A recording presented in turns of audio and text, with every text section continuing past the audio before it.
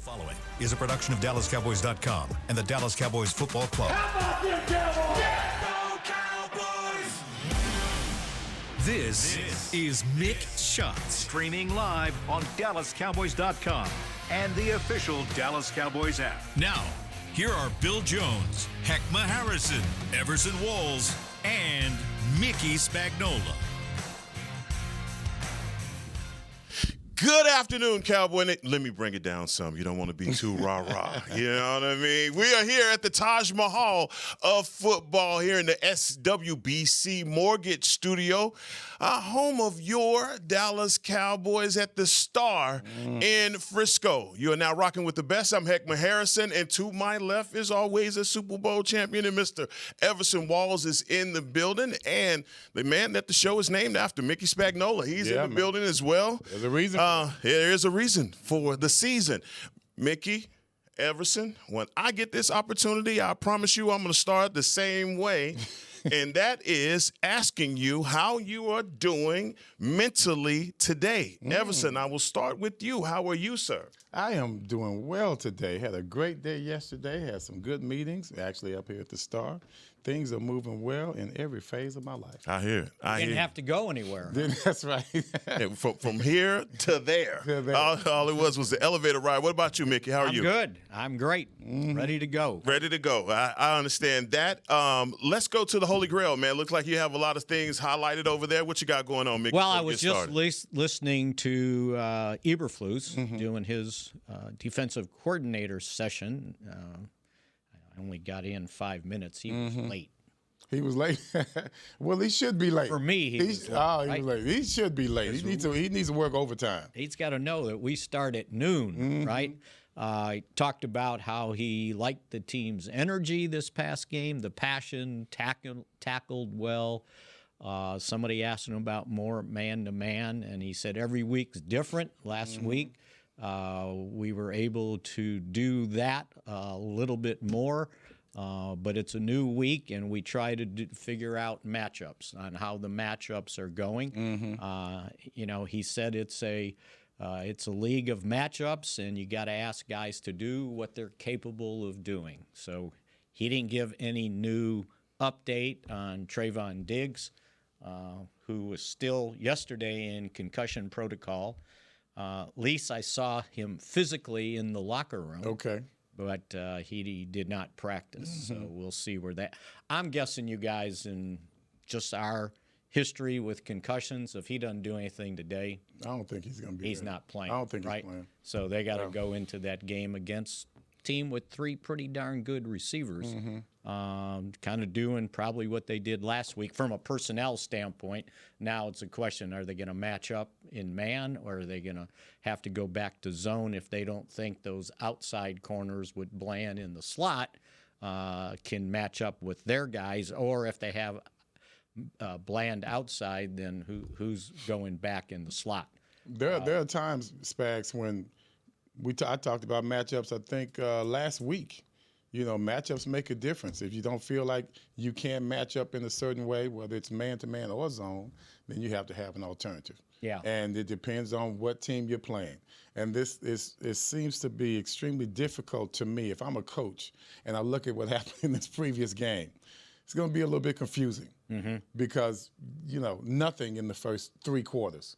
And then all of a sudden there's an explosion. So you have to look at, first of all, where the Giants went wrong, right, and make sure not to make those same mistakes, and where you as a team can capitalize on what the Giants did right in the first 3 quarters.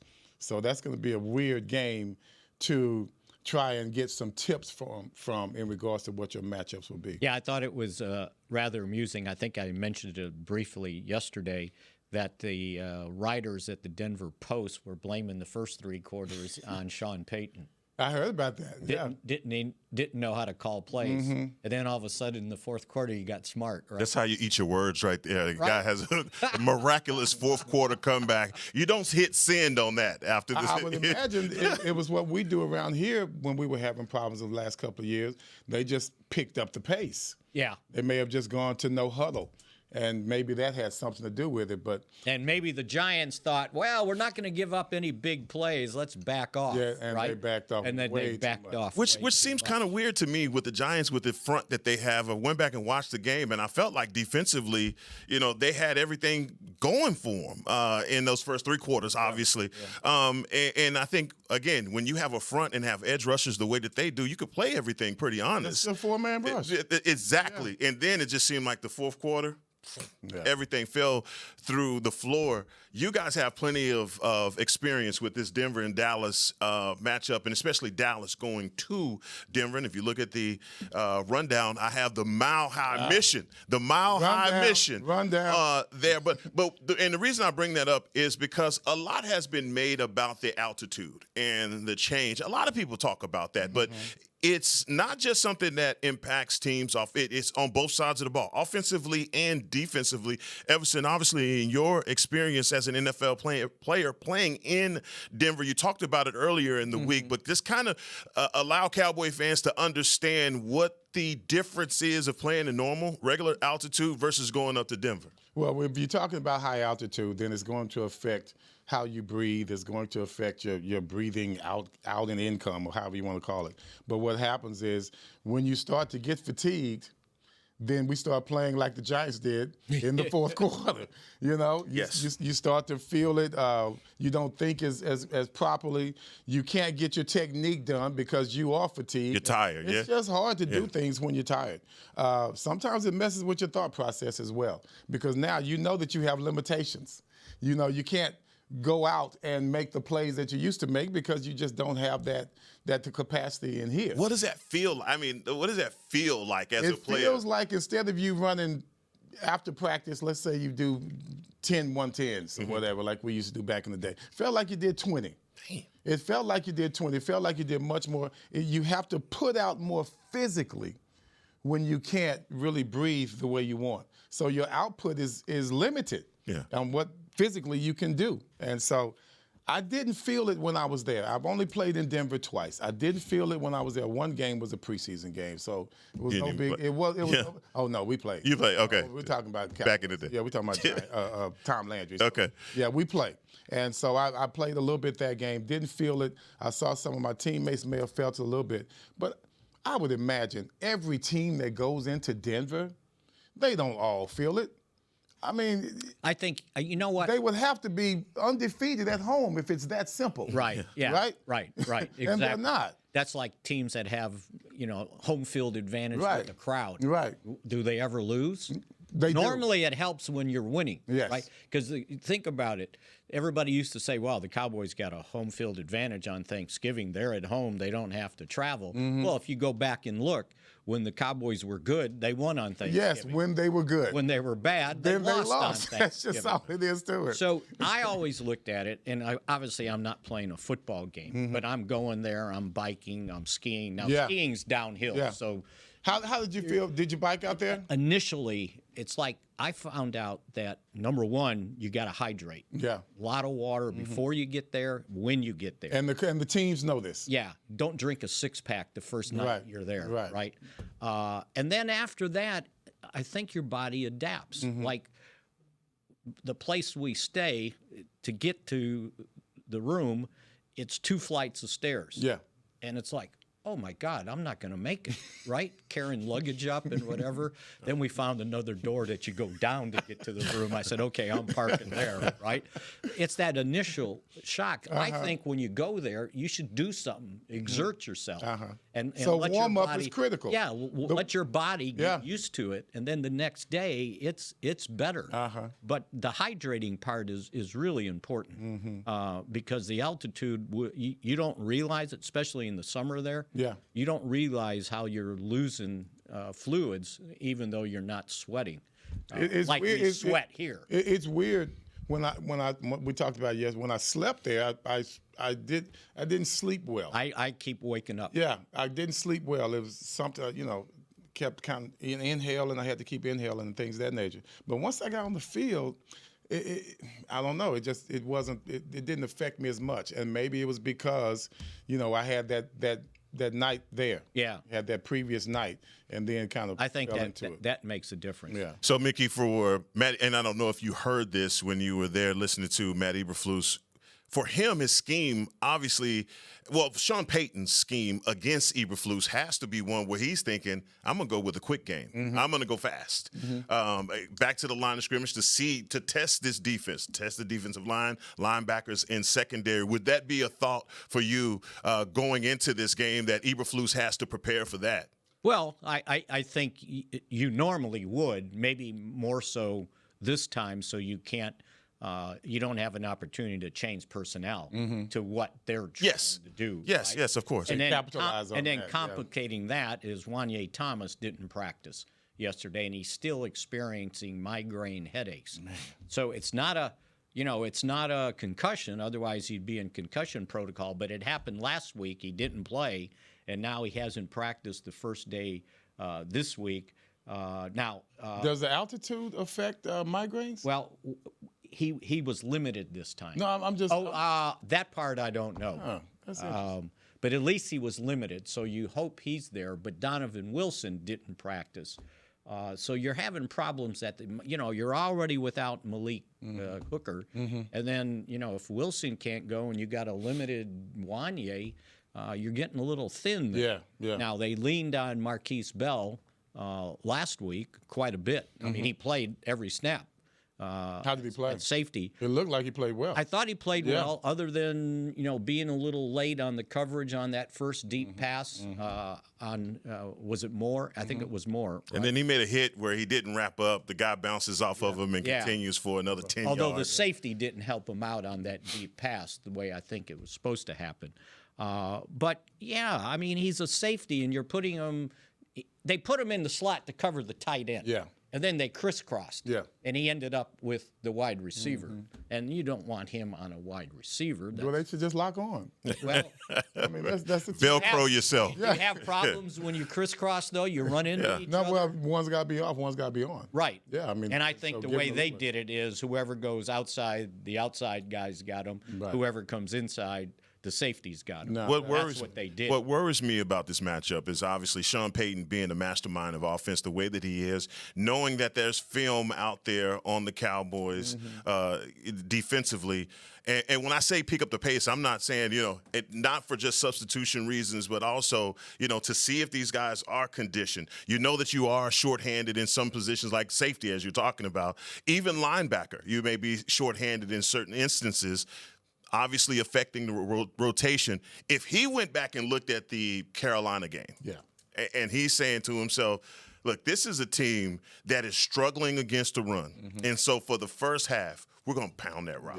We're going to see if these guys can withstand 30 minutes of this and see if they can adjust physically and mentally to it. I think that's where I am. Denver's got a hell of a running back. Yes, they do. J.K. Dobbins is a good played at Baltimore. Yeah. So we've seen him before. We know exactly what he's about. He knows how to pound. Yeah. Boom. He does. So and it gets accelerated because the quarterback can run. Yes. And they'll call quarterback runs, not just scrambles to get away from pressure. Yeah. And that's where I thought in this last game, Bell did a nice job and Shamar James did a nice job of keeping an eye on the quarterback, making sure he didn't beat him with his legs. But this guy will do it. They will call run plays. That was the game-winning score, if I'm not mistaken, in the Giants game. A direct snap to him, and he just took off to the outside. He had 2 rushing touchdowns and 2 passing touchdowns in the fourth quarter. Man. So, and this is what Bo Nix to me, I loved him in college. First of all, he's a coach's kid. Yeah. I love coaches' kids. They're always dialed in on the game. They get round the clock coaching. Yeah.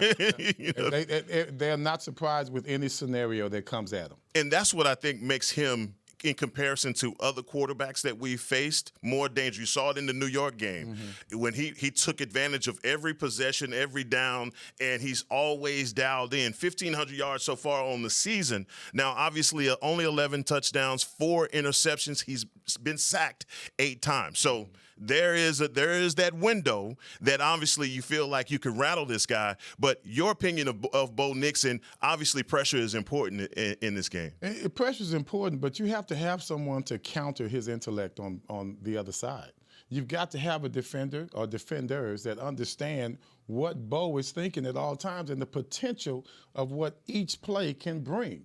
You know that certain things you can't do in certain situations. If it's 3rd and 15, then of course you can't play a defense that would allow you to be exposed. You might want to zone it up on that one. No, don't go man. You have to be more strategic in putting your players in the least damaging position on this. Now, you don't want to play just to be soft or to be careful. Sometimes you have to anticipate what the quarterback is going to do. And, even though he's a coach's kid, coaches' kids can be predictable because you know what they know. Right. You know that they're going to be thinking a certain way. They're going to be thinking aggressive. You know what their pattern is leading up to this game. It's not just what you play in the game. It's the patterns that he showed leading up to the game. Coach's kid or not, there are going to be patterns that are going to show up to where you say, you know what, I can take advantage of that. And here's the other thing, and I know, you know how they do in high school? You get to the fourth quarter, everybody's got their 4 in the air. Yeah. Well, when the Cowboys get to the fourth quarter on defense, they better put their 4 in the air. Because I saw this note. I might have said it yesterday, but I'm going to emphasize it today. In the last 3 games in the fourth quarter, he completed 45 of 60 passes, 68%, for 494 yards, 4 touchdowns, an interception, and he ran for 2 touchdowns with a quarterback rating in those 3 games in the fourth quarter at 104. That's dangerous. In the fourth quarter. I believe they said they outscored their opponents in the fourth quarter 51-7. And they've won the last 4 games. I can't remember in how the many fourth were quarter. at home, but so they've won 4 straight and 2 at home and 2 on the road. So it's not home or road. Right. They've just been playing well. Although, how about this? I got this quote from Cortland Sutton. Yes. SMU, right? Yeah. Cortland Sutton. So they were talking about, the question was about, they won a couple games, you get comfortable. And he said this: we can't get comfortable if you don't have the right guys in the locker room atmosphere to not allow guys to get comfortable, then you get fooled. It's like a lion that just got done eating and they're going over there and take a nap. You don't want to be the lion that is eating and then go over there under the tree kicking it. Minding their business. No, it's we're still hunting. And I said, do guys lay awake at night sleeping, thinking of these lion analogies? We're watching Animal Kingdom. Yeah, That's all, right. man. But I thought, go take a nap. It makes sense, though. No, it is. What he's trying to talk about is the mentality that they have. And so if you're talking... Like we got all this figured out. It's a young team, though, right? They're a young team, It is, right? yes. And so, I mean, aren't we a young team in most places? Other than quarterback. Yeah, other than quarterback. Yeah. So, I mean, come on. Let's match that youthfulness with youthfulness. As far as I'm concerned, as a young man, I'm going to be thinking, man, these guys are just as young as I am. Right. There are no super-duper veterans out here. No. I just played against this guy like 2 years ago in a bowl game or something. Right. So now sometimes your pride has to come through and say, I remember you. I played against you. We did. It was the matchup was even. I got the best of you. These young kids now it's like a homecoming game now. Yeah. We all know how good we are. We all come from these major schools, these Power 5 schools. We all played well against each other. We're all in the same era. You know what I mean? As far as like the past 4 or 5 years, man, let's just go play ball now. Yeah. Now it's a different feeling. You don't feel like you're outmatched by a senior player. Right. Now you're on an even playing field with this guy, and it's like, okay, forget all the technique and all this. Let me just play some ball. And Marvin Mims, I called his games in high school. And this kid is playing in the league and doing pretty much some of the same things that I saw him do over here at the Star. Marvin Mims, Frisco Lone Star. Man, you talk about a dog. Yeah. Oh, my God, this kid was. Do we have anyone that could match up with him in the secondary? I think DeRon Bland. DeRon Bland can absolutely You don't take think this.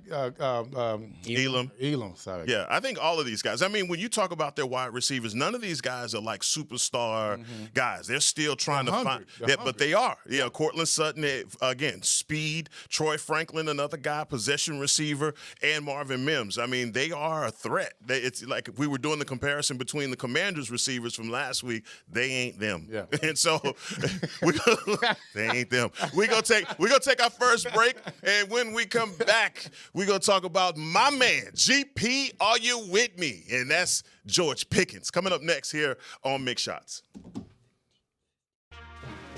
The National Medal of Honor Museum is now open in Arlington, Texas, just a few blocks from AT&T Stadium.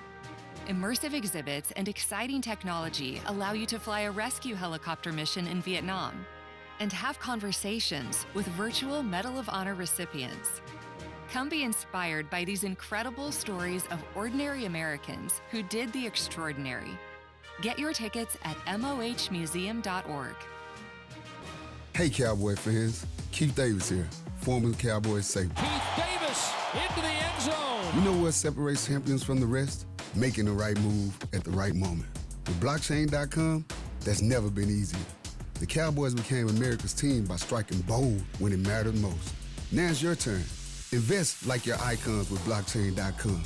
Visit blockchain.com/Cowboys today to get started and learn more.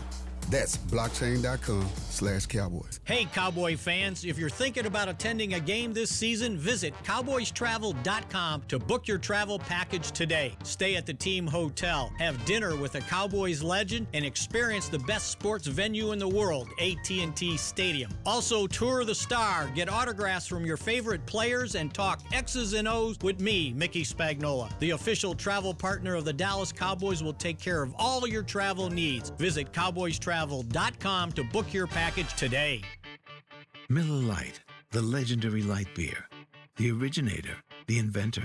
If this beer could talk, it'd tell stories about that one time, that night, that one guy, that one gal. Writing a story 50 years long and 50 million friends wide.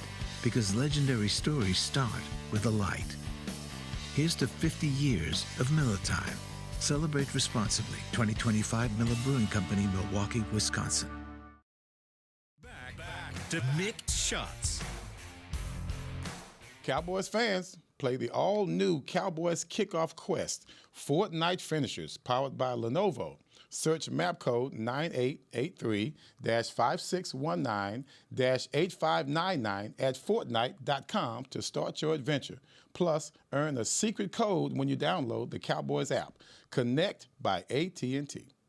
The second segment here on Mick Shots, and Bill Jones will be joining us for the third. He is getting all the secrets right now from Coach Schottenheimer, which is probably giving him nothing. Nothing. But like I was saying, my favorite subject, George Pickens, 607 yards so far on the season.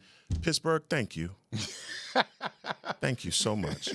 From the bottom of my heart. Mine too. Thank you so much. Mine too. This guy has 607 yards, 36 receptions, and 6 touchdowns. A lot of talk has been had about what the Cowboys should do at the trade deadline. And a lot of all of that, I think, is going to be contingent on the kind of player that we can get. As we talk about a guy that can make an impact on defense if we make any trades. But all of those trade ramifications could have an impact on whether or not you can sign a guy like George Pickens, who is having one hell of a season right now. Everson, in your mind, you're looking at the best wide receiver tandem in the NFL right now. Is it even worth it to risk it? To even talk about. I would not. Yeah, no, we're not even talking about touching that combo. We're not talking about touching that little triangle that you talked about. Yes, sir. There's no way we're touching that. The signing of Pickens was like the midseason signing of Amari Cooper. It just brought energy. You know, he's brought energy to our offense right away. Yeah. And so it's not a midseason trade, but it was something that happened in the offseason that totally changed the way we are looking at this team. I love Flournoy. Not crazy about Joseph, but man, and it's stubborn on my part because Joseph has made some hell of a plays for us. But you just see the difference in a player like Pickens. He brings respect to the game. They fear him when they line up against him. There's a reason that he's wide open a lot of times because they know he can beat you deep, and then now he also has yak. That's why they interfere with him. That's another reason. And he's physical, so you can interfere with him all you want. He's going to continue whatever his process is in the route, even though you're hanging on to him. Yeah. So that makes you hang on even further and harder, which makes it look even more desperate from a defensive back standpoint. That's why it's so easy to call those on him. Any other receiver, they might grab a jersey, they might do a little pull here, pull that. It affects the route. It doesn't affect his route because he has the strength to continue with the process. Even when he goes up in the you know what the stat they need to come up with is how many times he caught the ball when they threw an interference flag. Right. Because he's done that. And I know I mentioned this, and I think I texted you guys during the game. I forget what the game was.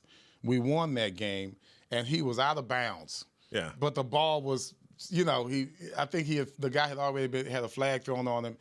He continued. He was out of bounds, and he still caught the freaking ball, man. Yeah. I mean, it was like some ridiculous where the guy was still hanging on to him. He's out of bounds. The ball hadn't hit the ground yet. He had to know he was out of bounds, but he didn't give a damn. I'm catching showing this out. Ball. Yeah. Showing out. And whatever you do to me is not going to bother me. It's not going to bother me because I'm focused. Right away, guys are throwing their arms up. Yeah. And he's still trying to catch Get the that ball. damn ball. So I saw this stat. Since last year, he's got 22 receptions of 25-plus yards. 22 in, a season and not quite a half, right? Second most to only Justin Jefferson, who has 23. Think about that the impact he can make. And it's not all, and they're saying, he caught a 25-plus yard pass. Well, look, a lot of them he catches 10 and he goes 30. That's right. Right? Those slants? Yes. You see, they're off of him on the slant because they don't want to get up and jam on him. Right. They don't want to get in jam position because they're afraid to get beaten at the line, which happens a lot, and he does it all the time. So if you had to choose, which one of those two guys are you doubling? You're going to double CD, or you're going to double him? Me personally, I am doubling George Pickens. That's what I was. And that's not a slight to CD. Nope. You're in a situation with these two wide receivers where you have to pick a poison, right? I understand that CD is, as far as a route runner is concerned, I think he is probably top of the food chain when it comes down to the way he runs routes. George Pickens is one of those playmakers that when he does something, it just deflates your whole sideline. Like the one to Dak, and Tom Brady said it was a bad throw, but this one, he said it was a bad throw. He said it was a bad throw, but he catches the ball over his shoulder, going like to the sideline. And to me, you look at the Commanders and it's like, damn, this is tight coverage. It's not like Lattimore was burnt. Right there. He's right there, and he's still able to. I'm sorry, that throw threw him a little bit open because Slay was in compromise because he had him at bay. Yeah, Pickens had him at bay, but as the ball came, it was a perfect timing because just as soon as he pushed him away, there came the ball. I thought that was an excellent throw. Tom Brady's the only one that can make that critique. Yeah. And get away with it. Right? Yeah. We'll leave that alone.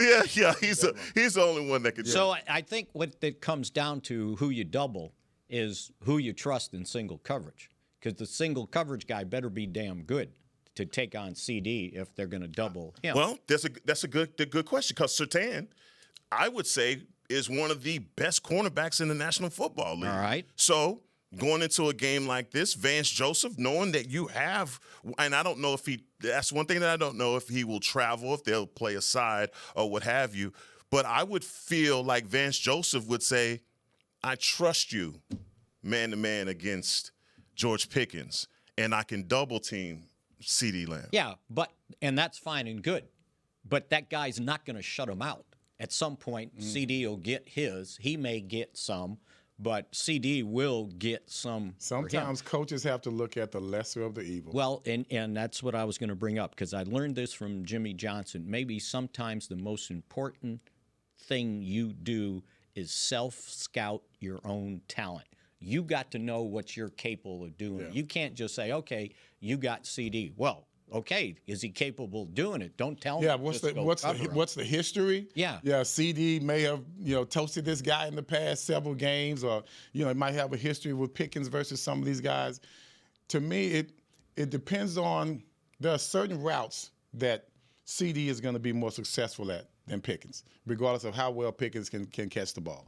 And so, to me, if they're gonna be traveling with us, then I'm gonna have choice routes for CD. Mm-hmm. I'm gonna have choice routes for Pickens, and I'm gonna say, whatever you do best, we're gonna do that the entire game. Whatever your best route is, we're gonna do that the entire game. Double team or not double team. Schottenheimer has mentioned that when they say about calling plays. Yes, he has pointed out, I'm calling plays for that guy. Individuals. Yeah. Yes. I'm not just calling the play. No. It's like, okay, this play's designed. Yeah, you're not saying any player can do this or that. No. Right. You specialize in this, then we're gonna calling that play. to your strengths. Yeah. Yeah, we're gonna go towards. And I think that's a good thing, because a lot of times guys are just calling plays and say, okay, we're gonna run these. No. I'm calling for the personnel. Know your personnel. Right? Yeah, Riley Moss is their other corner, and he's a pretty good corner as well, but he gets victimized a lot of flags thrown against Riley Moss. I saw Surtain having problems in the Giants game. So that's what I'm telling you. Yeah. And then the third guy.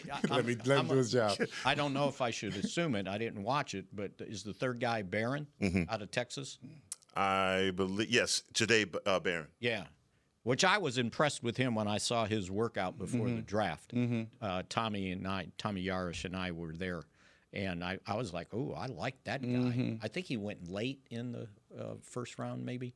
But now what can that guy do? Because they will put one of those two guys in the slot.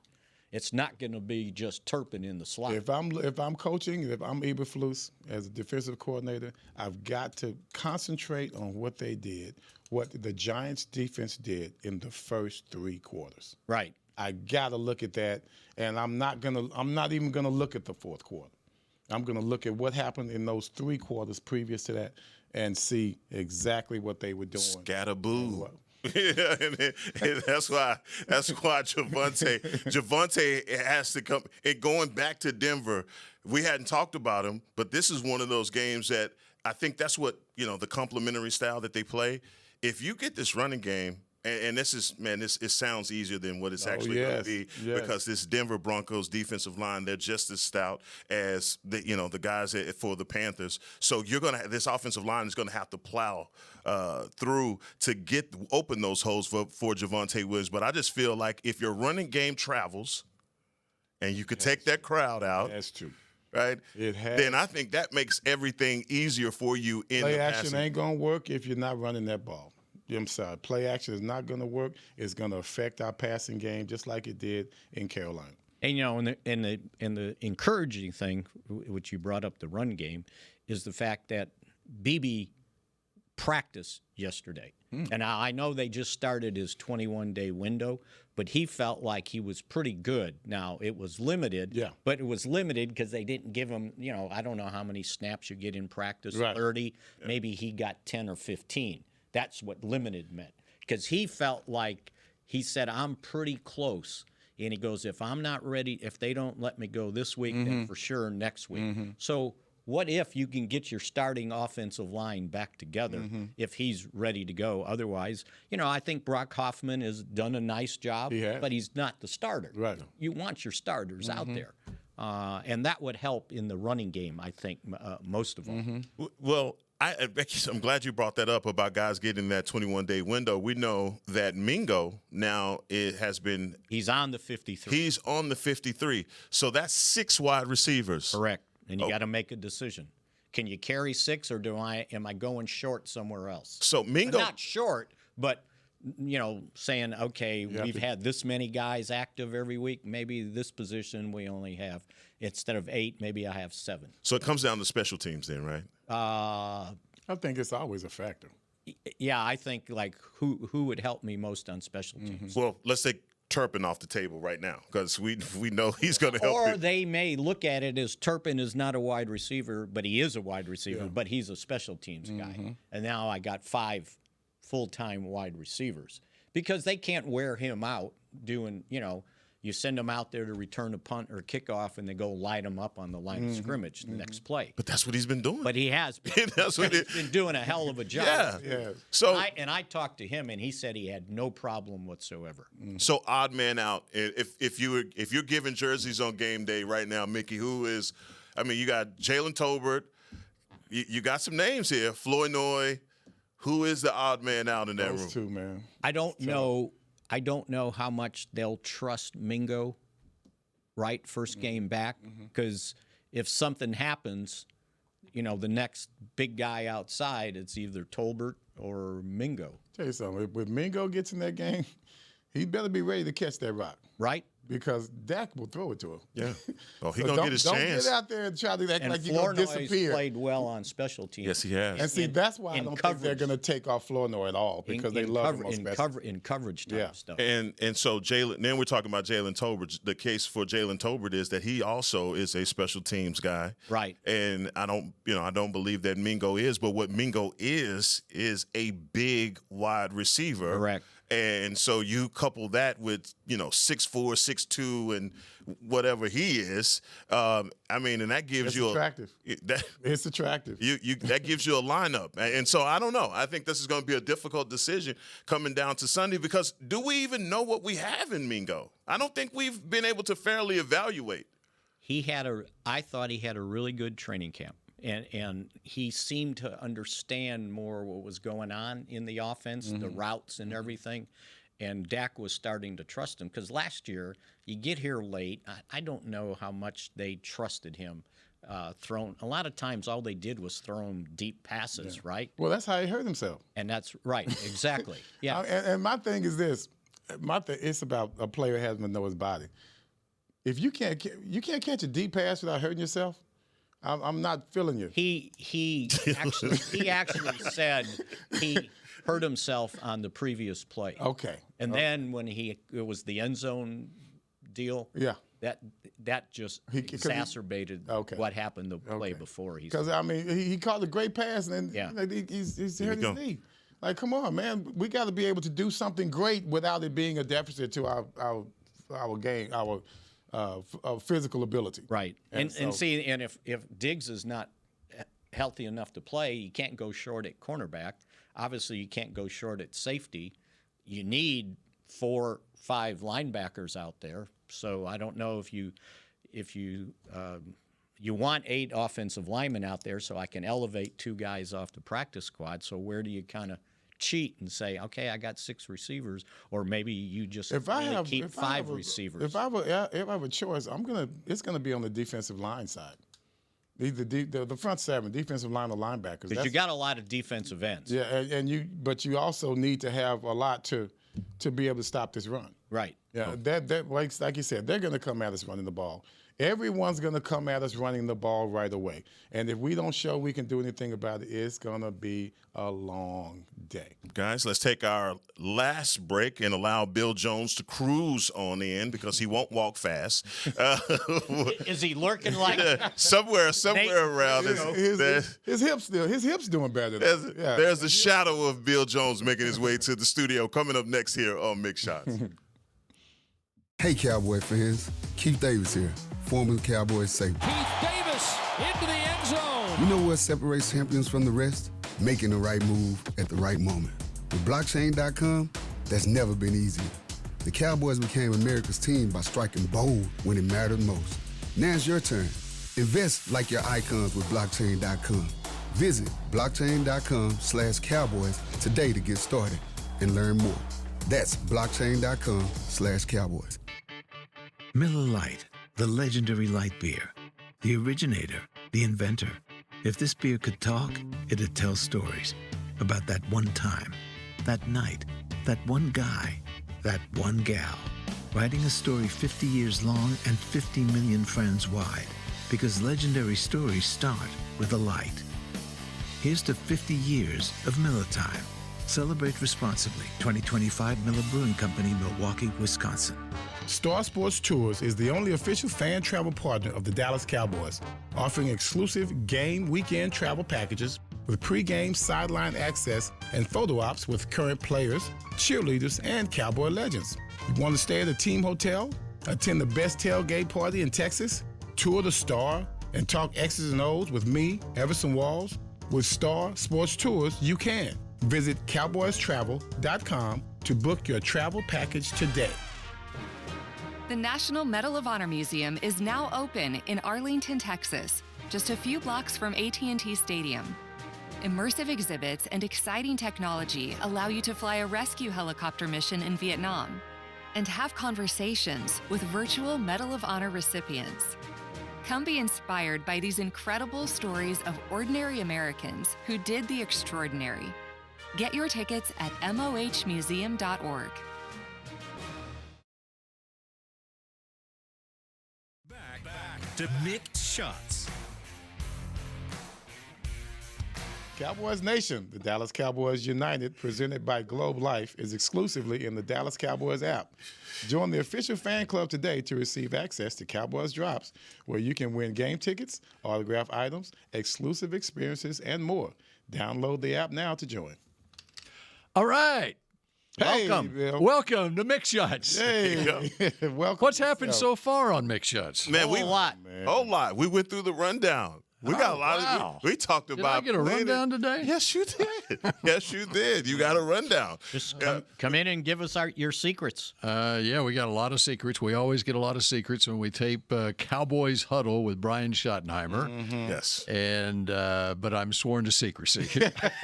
So we talked about the altitude and Mount High, and Everson talked about the two times that he's played there and how he's been impacted by it. We talked about strategy from Sean Payton and what he's going to do to Eberflus's defense if he goes up tempo, things like that, to try and tire these guys out. Obviously, they're going to hit him with the running game. We talked about how untradeable George Pickens is. Got into that.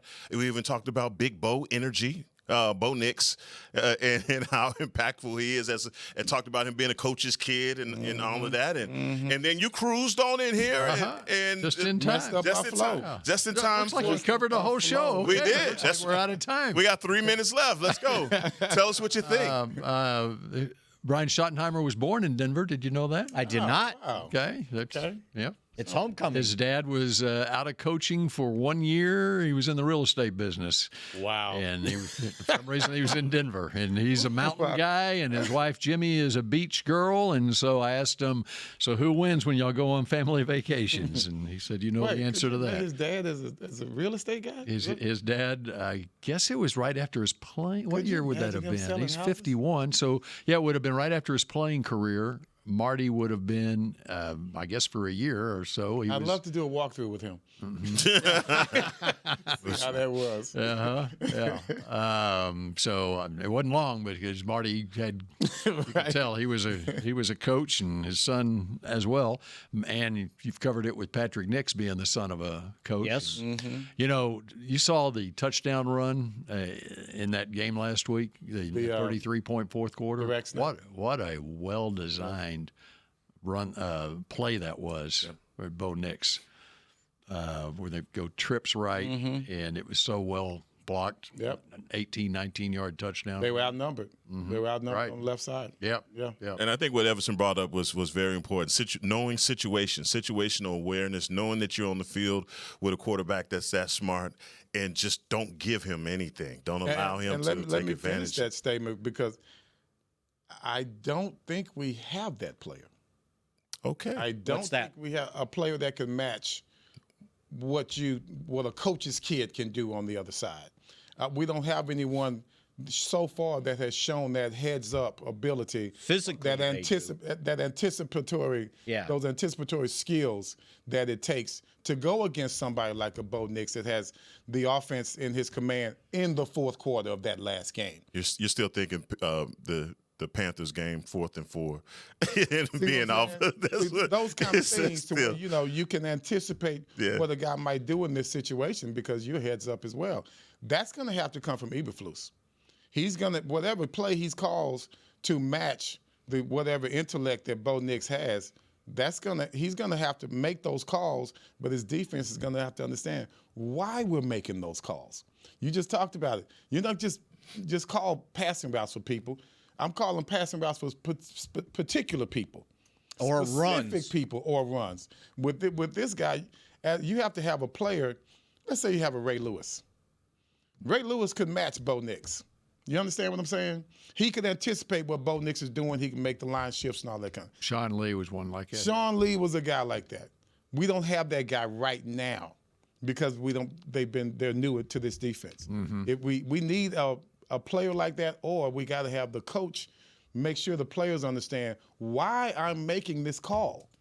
This call is for a particular reason. Well, then just get it done before 15 seconds before the snap and tell Kenneth Murray, here's why I did this, right? Well, they need to be doing that now. Now, physically, they need to be doing that Shamar now. James can do that, but that's the not knowledge, what we're talking about. Yeah, the knowledge, but the experience, the experience is not there. Not think not about a smart player, but it's the experience. Think about Sean Lee. I mean, that was what he had, the cerebral player. He didn't start his rookie year. He had Keith Brookings was playing linebacker, and he was the understudy. Yeah. And so here's a guy who that was his calling card coming out. I mean, you could see when he was injured at Penn State. Of course, he was injured throughout his time here too, but he would be coaching up his teammates, whatever. And so he had that natural instincts about him and head knowledge and stuff. And here with Shamar James, here's a 21-year-old, and Sean came into the league at 24. And here's a 21-year-old, and you're asking him to be able to do. If you look at, I mentioned Ray Lewis. If you look at the Ray Lewis game, well, he's going to understand what the offense is trying to do the minute they line up on the line of scrimmage. I got reminded of that same thing. Dat Wynn was on the sideline. I just saw that Sunday. Same thing. I just right. That when I undersized, but he knew the game. Knew it. Zach Thomas, same thing. Yeah. And you can't just know it. Right. You have to communicate that to your front seven. That's what I'm talking about. I always thought that last year Sean was here, that he was coaching the linebackers. Go watch practice. Yeah. He was the one talking the whole time. And then that keeps you all on the same page. Yeah. It keeps you all on the same page. So it's okay to have one player who knows, but it's better to have all players know. Yeah. And that's what you want. Because 10 seconds to the snap, you can't keep helping them out. Right. Or like this was funny the other day. Somebody asked Dak, do you like the coach giving you the play and then explaining things? And he goes, no. And so I started watching for this. He said, yeah, watch. Sometimes they'll go like this or go like that. It's like, I got enough. I got it. Hush. I got Quit it. talking to me. Yeah. I do that all the time with my producer. They're in your ear, and they're trying to tell you, okay, we're doing this. Okay, enough. Good. Dak gives them the Heisman. Producer Supreme doesn't do that. Not enough. But I love. The problem with this show. He doesn't step in enough. There needs to be a window. That's a good one. Yeah, but this is, the marriage between head coach and quarterback between Denver. I think it's one that's going to do nothing but grow. Peyton has his guy in Bo Nix, and it was like everybody knew, even leading into that draft last year, that Bo Nix was Sean Payton's guy. Yeah. I mean, it was in the way everything, the seas just parted, and okay, let him have his guy. There he is. And sure enough, there he is. And like I said, this is the awesome combination between those. And that's the thing that worries me about this matchup is being outsmarted. And I know that Coach Eberflus has been sleeping in his office trying to figure out every way he possibly can to scheme up for these guys, because we've talked about it. Wide receiver-wise, it's not like they are special. They have some guys that can absolutely victimize you and get things done, but they can take advantage of the space that you give them. So situational awareness is key in this. It's key. Well, the Denver Post doesn't agree with you on Sean, so they wanted a new play caller. He's not. That's not the only publication. That's coming from a lot. Tell you what, they've got, and we'll get into it tomorrow. But this Davis is a demonstration Webb, of who's Wirecast. their quarterbacks coach, right? He is a fast riser in the coaching world in the NFL. Should we tell him now? Yeah, well, Russell Wilson wrote that article, by the way. Gentlemen, welcome to overtime. No. It's not coming in tomorrow. Oh, you're not coming in tomorrow. Yeah. Oh, we have to do overtime then, so that I can tell my stories. Yeah. All right. So who's Grambling playing? I thought they were playing in Vegas, but I don't think they're playing. Demonstration of Wirecast. It sounds like they play in Vegas every week. I know. I was wrong. And they haven't played there yet. He was hoping. And then when the Cowboys go, he's going to be here. Maybe they'll be playing there when the Cowboys play in Vegas. Yeah, maybe. All right, that does it for Mick Shots, and some of us will shout at you again tomorrow at high noon. Go Cowboys. This has been a production of DallasCowboys.com and the Dallas Cowboys Football Club. How about this, Cowboys? Yeah!